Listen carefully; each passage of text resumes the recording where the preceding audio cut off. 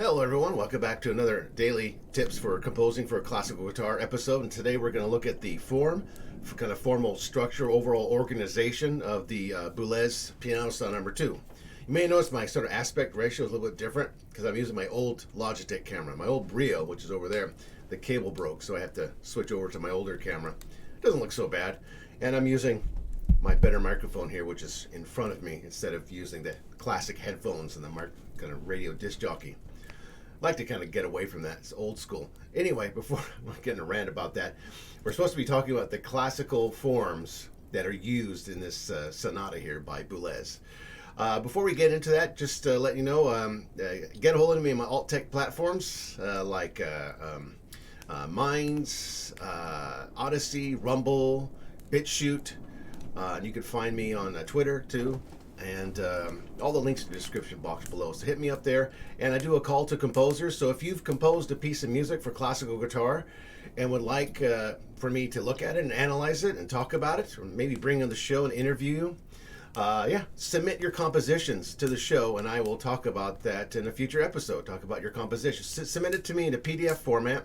Usually use like MuseScore, I think it is, or Sibelius, or Finale. But make sure you convert it, you print it to PDF. That's kind of universal. And then you can email it to me at crumleycake@gmail.com. It's crumleycake@gmail.com. Okay, so let's get into the overall organization and structure of this piece of music, the Boulez Piano Sonata number 2. Okay, it's going to be kind of a short episode because I want to get into more of the other, the sort of the tonal aspects of it and the kind of the pitch class sets that he used. We'll dive into that tomorrow. So the overall forms that are used here, the organization goes like this. It starts off, you can see here, it starts off with the classical forms, a sonata allegro form. So we talked about this yesterday, how Boulez used classical forms to deconstruct or destroy classical forms, kind of like irony. And so this is typical of the time, and he wanted to compose a piece that was of the time, absolutely must be composed of this time. But the time was written 2 years after the Paris liberation, in the interwars. So anyway, the classical forms use a sonata allegro, and the theme, however, is replaced with what they call texture types. We'll get into that in the next episode, but I just want to touch on this overall organizational structure. So the first section is a sonata allegro form, using a theme that is replaced with what they call texture types. He studied with Messiaen, and Messiaen was really pushing the ideas of rhythm, lots of rhythmic activities, and we'll get into that in the next episode. But yeah, texture types instead of a theme.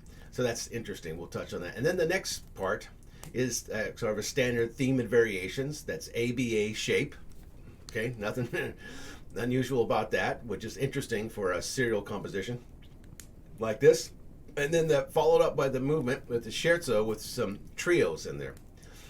I'm not going to go in the history of the scherzando, but you can look at that yourself.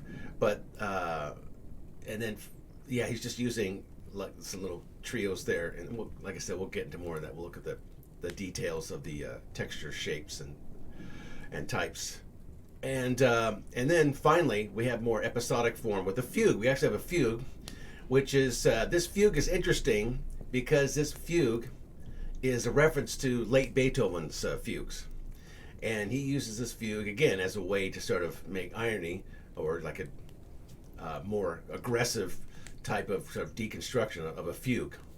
So we'll get into the nitty gritty in the next episode. We'll get into the pitch class sets and everything.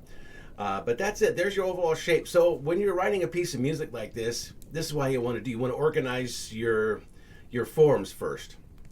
In literature, they have two different types of people that write, and we're talking about literature now, but it relates to music.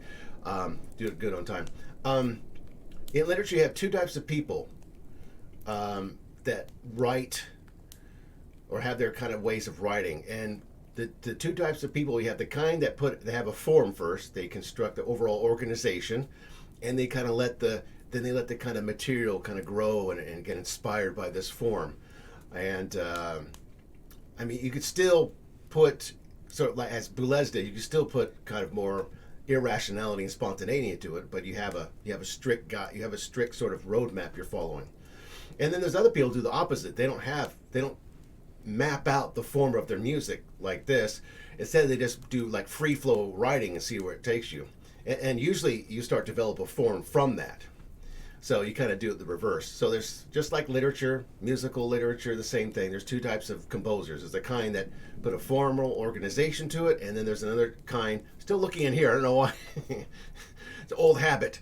But yeah, the formal organization first, then you kind of let the inspiration go from there. You write your story, your characters, or your musical ideas, whatever. And then there's other people who do the opposite. There's still a lot of flowing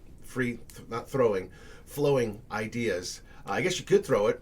So that's a good strategy before we leave here. When you're writing a piece of music, and you've got maybe little flashcards with ideas on them, and you're kind of not deciding how to fit these ideas and kind of in what order they want to go in and how they fit into the form, or what kind of form is going to develop from this. You can take those cards and literally just throw them in the air and let them fall down on the floor, and just kind of pick up, the first one you see and go, okay, I'll start with this idea and see where it takes me. Do a little